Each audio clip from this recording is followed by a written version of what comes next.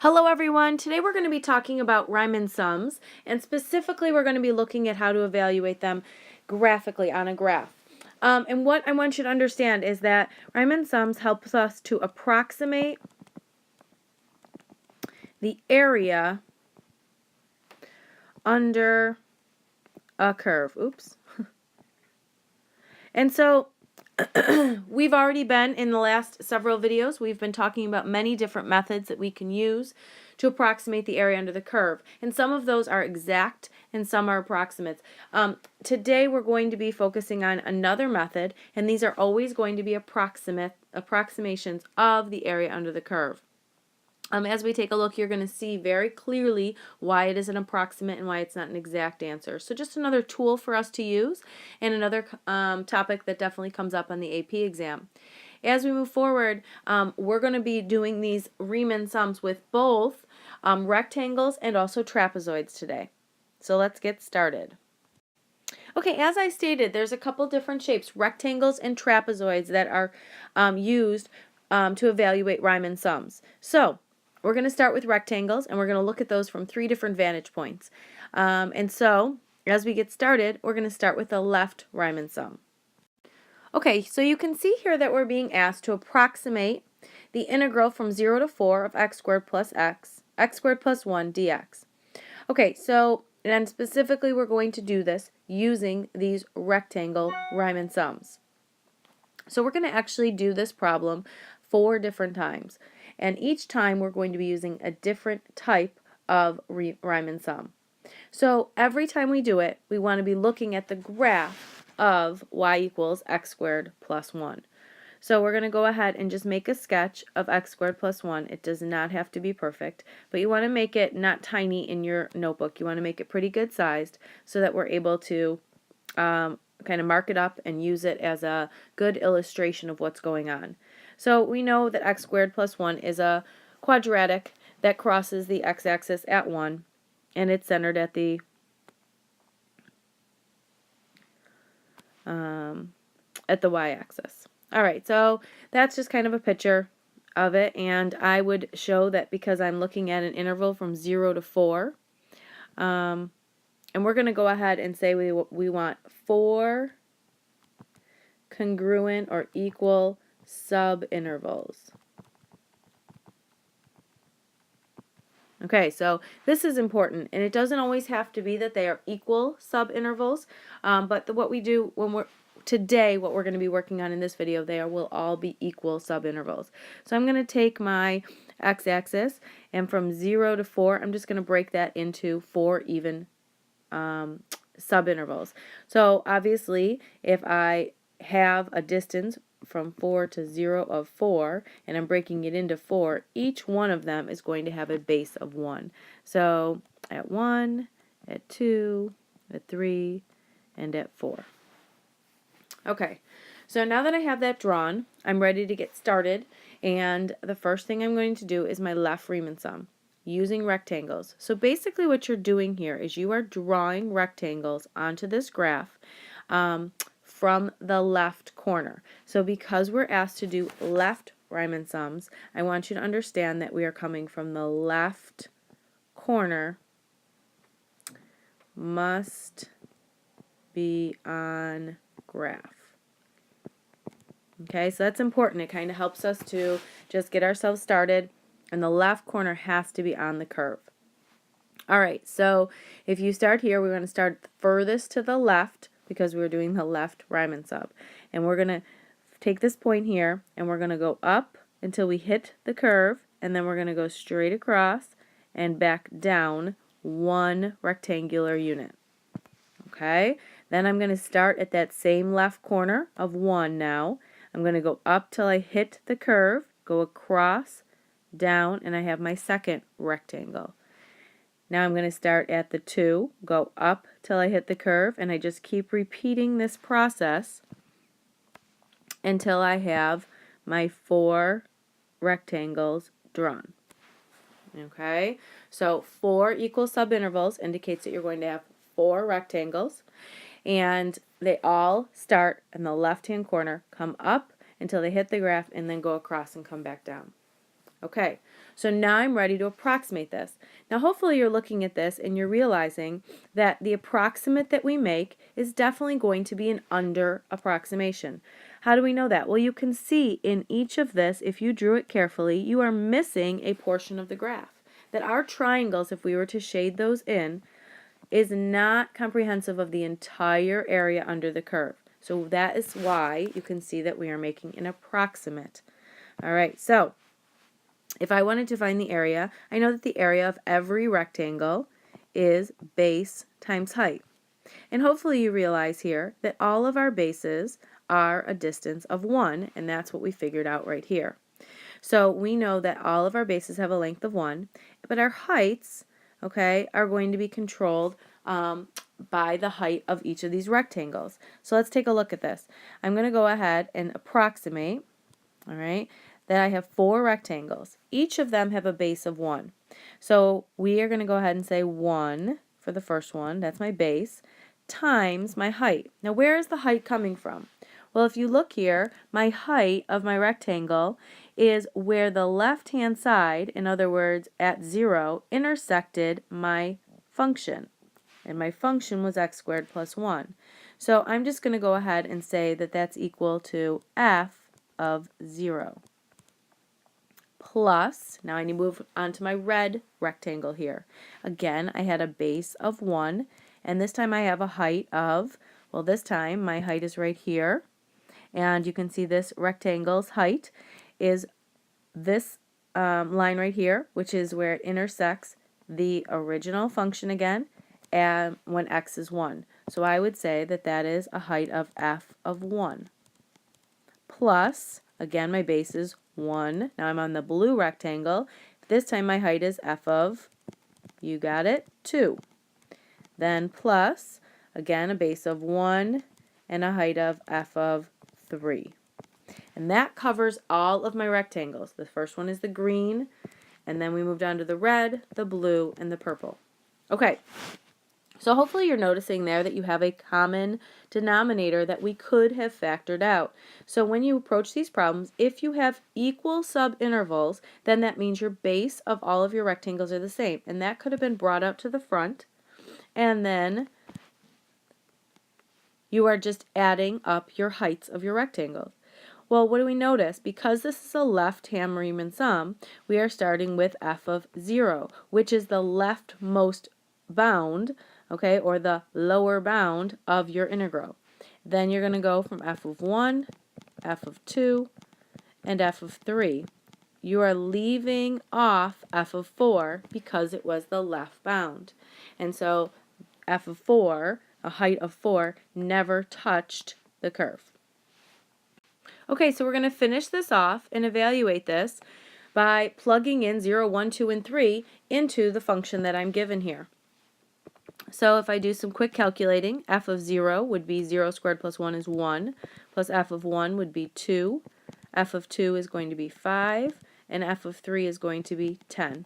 And I simply add those up, and obviously just times 1 is itself, so 15, 16, 17, 18 is the approximate integral from 0 to 4 of x squared plus 1 dx. All right, so now we're going to move on and do this exact same one. So you can go ahead and get started sketching a graph of the exact same x squared plus 1, but this time we're going to use right Riemann sums, so rectangles from the right. Before I move on from this slide, I almost forgot, oftentimes this is called a left Riemann sum, and so we can abbreviate this LRS is equal to 18. Other times people just use A for area, okay, but if you see this LRS, that's what that stands for. Okay, so I went ahead and got us started and sketched my graph again of f of x equals x squared plus 1. And again, we are evaluating the exact same integral, but we are approximating it using 4 equal subintervals, and this time we are talking about right Riemann sum. So we are going to be drawing these rectangles from the right. So what does that mean? That means that we want our right corner to be on the graph or on the curve. Okay, so if we're talking about a right Riemann sum, we want our right corner to be on the curve. Okay, So that means as I start here, if I look at 0, 0, if I went up, that would be the left-hand corner. So instead I'm going to go across to the 1 and come up at 1. The right-hand side of my triangle is going to be on the curve and go across and down. And now go across over to the 2, go up till you intersect with the curve, go across and down. Go over to the 3, go up till you intersect with the curve, go across and down. And again with the 4, up till you intersect, across and down. Okay, so I want you to recognize now that the heights of our triangles, okay, right here, or rectangles, I'm sorry, that these red lines that I'm drawing in are the right-hand side of our rectangles. Okay, so our heights come from the right-hand side of our rectangles, of each of these rectangles, instead of the left. All right, so to evaluate this, because of what we noticed last time, that all of our subintervals were equal and they all had a base of 1, then we can go ahead and pull that out. Okay, so the area can be pulled out, a base of 1, and now times, and now we just need those red heights that I just highlighted. Well, what do those come from?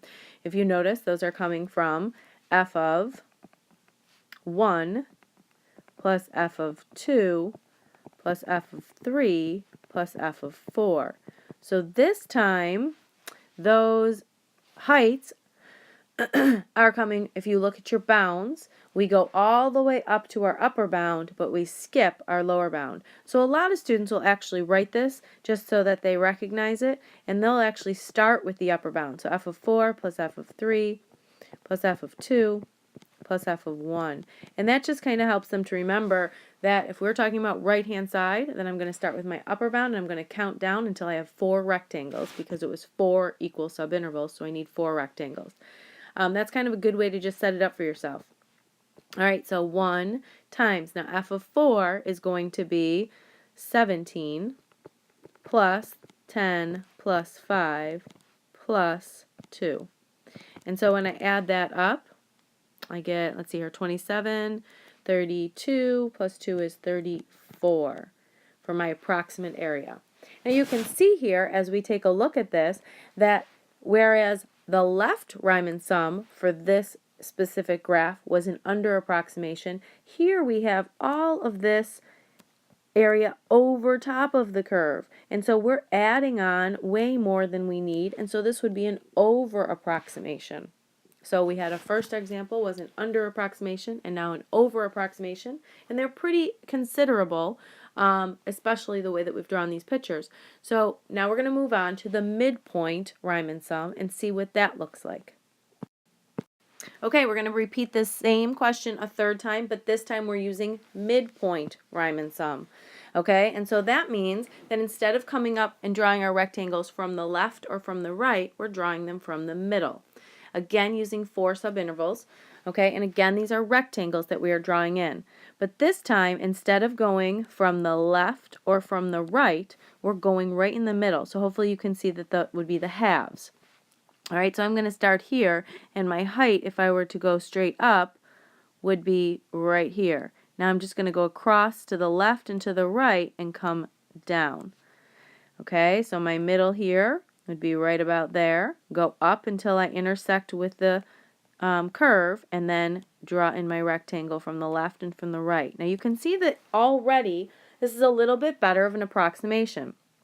We can tell that we're kind of having an overage to the left and an underage to the right, and so it kind of evens itself out. So this is a better approximation than the left or the right. We do need to know all of them though. Okay, moving on to the third rectangle, I'm going to go up till I intersect at the halfway, go across both ways and connect. All right, last one is at, let's see here, that's 3.5. Go up until I intersect, and again, oops, a little bit over and a little bit to the right. And so now those are my rectangles, and once again you can see it's hard to actually tell if we're talking about an under or an over approximation.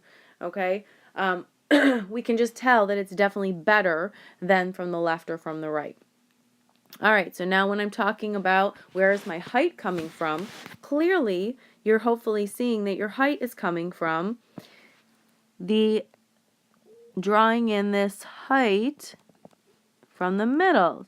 So each of your heights of your rectangle comes from the midpoint, which is coming from those 0.5s. All right, so I'm going to go ahead and use MRS, like Mrs., okay, and that stands for midpoint Riemann sum, is equal to, again, we have 4 rectangles that all have equal bases, and so I'm going to pull that out as a common denominator of 1. And then times. Now this time, because I'm using the midpoint, my heights are coming from the halfway between each of my interval breaks. So I would say f of 0.5, which is halfway between 0 and 1, plus f of 1.5, again halfway between 1 and 2, plus f of 2.5, plus f of 3.5. And we stop at 3.5 because 3.5 is halfway between 3 and 4 was our upper bound. Okay, and then we're going to go ahead and do some calculating with that. I'm going to pause it and get those values and plug them back in if you want to do the same, and then we can check with our final answer. Okay, so if you come back and take a look at my calculations here, I went ahead and found the heights at each of those different half values and added those up, and I got a midpoint Riemann sum of 25. So you can see 25 falls in between my left Riemann sum and my right Riemann sum, and it is probably the best rectangle. It is the best rectangle approximation. And again, it's kind of hard to tell if it's an over or an under approximation. You'd have to get the actual integral from 0 to 4 of x squared plus 1. So I'm just going to ask you to go ahead, grab your graphing calculator, and get the actual area under the curve, the actual definite integral, and you can just plug that in and get that and come back to me and see what we can conclude. Okay, so when I evaluated, I got 25.3 repeating as the actual definite integral, the actual area under the curve, which tells me that this is an under approximate, but it just slightly. Okay, moving on to the last type of Riemann sum that we're going to talk about, which is trapezoidal. Okay, the final method that we're going to talk about is the trapezoidal sum. And if we approximate the same area under the curve using trapezoids, well, first of all, I want you to understand that we're talking about those kind of long and tall trapezoids, okay? We're talking about the trapezoids where the parallel sides are the heights, the left and right, and our base, okay, is the actual height of the trapezoid. Okay, so we have trapezoids that are going to look like that. So I want you to envision that and understand that as we're going forward. All right, so where are those heights coming from? Well, if we go ahead and draw in these trapezoids, we basically go at 0, 1, 2, 3, and 4 at each of our equal subintervals, and we go up until we hit the curve, and we draw and we plot the intersection point. We're going to go ahead and connect those with a nice straight line, and then we're going to go ahead and go down to the x-axis. All right, so the next one, same thing. We're going to have our 2 points intersecting, connect with a straight line, and then again down to the x-axis. All right, my next one is going to be, and you can see there, hopefully, that this is a pretty tight approximation to our actual area under the curve. Okay, and we have one more. So we have here and here. And obviously this is a, sketch. It probably wasn't the best there. Okay, so we're not getting, it's not exact, but we have the idea of our 4 trapezoids, each one drawn right next to and touching the other. And you can see that just if I focus in on these first 2, the right hand height or the right hand base of my red is the same as the left hand base of my green. And that's going to make a difference as we look at the formula. Okay, so what is the formula for area of a trapezoid that we're going to use? Well, hopefully we know it's 1/2 times the height of the trapezoid, and then base 1 plus base 2. And we've talked here that the bases have to be the parallel sides, and the height is perpendicular to those bases. So because of, we're talking about 4 equal subintervals, each of these has a height of 1. And so we can pull out that 1/2 as a constant, and we can also pull out the height of 1. And now we just need to build our base 1 plus base 2 for each trapezoid. Okay, so I'm going to start with the red one, and I would say that my left-hand base came from f of 0, and my right-hand base came from f of 1. So I'm going to kind of enclose those, and that would be my base 1 plus base 2 for the first trapezoid, my red one. Okay, now I'm going to go ahead and move on to the green one. And so I'd say plus, my left hand would be f of 1, plus my right hand would be f of 2. Okay, now I'm going to move on to my blue trapezoid. And so plus, I'd say f of 2 plus f of 3. And then I'm going to move on to my last one, which is my yellow one. And I'm going to go ahead and say plus f of 3 plus f of 4. Okay, so we have this whole big formula that basically we want to go ahead and simplify. But what I want to recognize here is this repeat that keeps happening. That except for the very left hand height and the very right hand height, every one of these appears twice. We have 2f of 1s, 2f of 2s, and 2f of 3s. So if I wanted to write this in a simpler manner, okay, I would say that I would go ahead and pull out that 1/2 times 1, and then I would have f of 0 plus 2f of 1 plus 2f of 2 plus 2f of 3, plus f of 4. And that is a simpler way to write the area of the trapezoid because I have equal subintervals, okay? And you can see that my heights keep repeating each other. Only for the middle heights. The far left and the far right do not. All right, so I'm going to go ahead and pause the video and figure out all these. I would like you to do the same and then come back to me and see if we agree on the trapezoidal sum.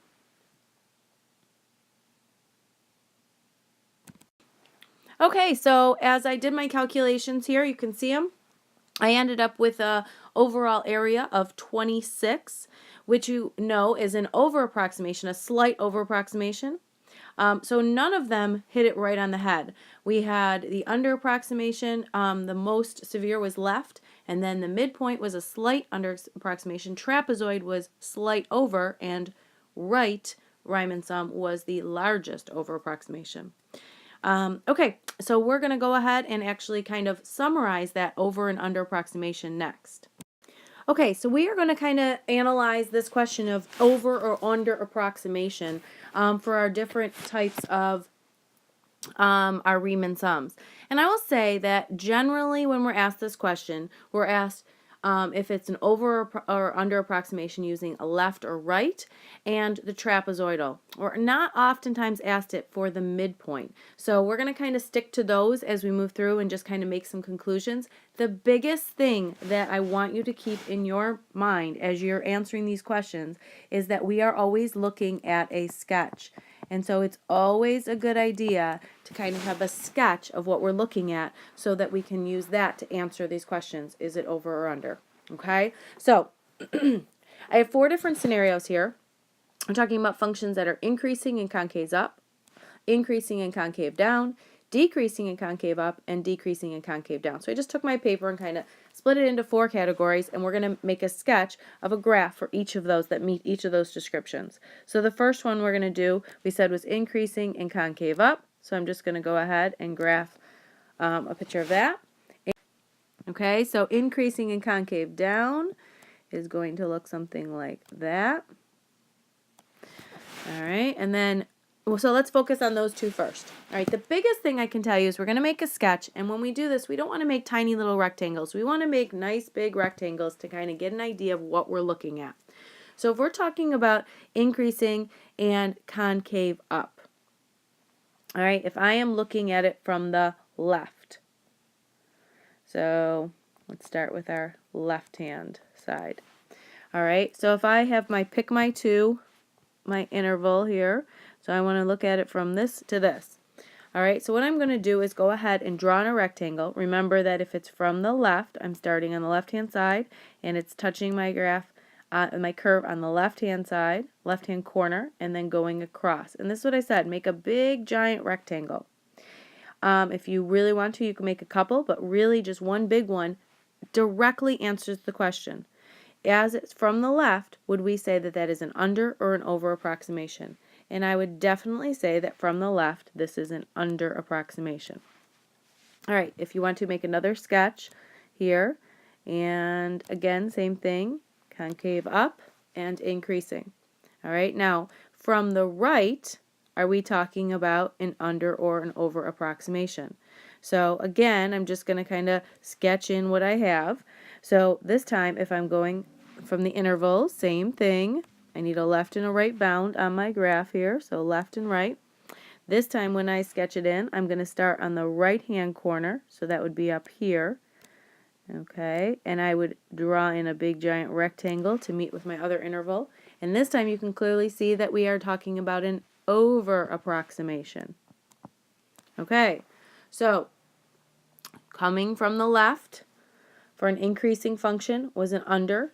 Coming from the right for an increasing function was an over. And those were both concave up. What about if it's concave down? Does that change anything? All right, well, I want you to go ahead and pause your video and make your 2 sketches like I have here, and then do from the left and from the right and see if it is the same or different. Okay, so hopefully you have sketches that look something like this. And again, you can see that from the left, we have an under, and from the right, we have an over. So what that tells us is that if our function is increasing, period, it does not matter if it's concave up or concave down. If we are looking at a left Riemann sum, it will be an under approximation, and a right Riemann sum will be an over approximation. But again, do I have to memorize this? No, I can always make myself a sketch to verify that an increasing function will be, for the left-hand side will be under, and for the right-hand side will be over. All right, now what about a decreasing function? So go ahead, and we're going to make same thing, decreasing concave up and decreasing concave down, and we're going to do 2 for each of them. Okay, so decreasing concave up would look like this. Okay, so I'm going to make the exact same picture twice, and I'll sketch in my intervals here. Okay, and then decreasing concave down would look something like that. And again, I'll sketch in some intervals.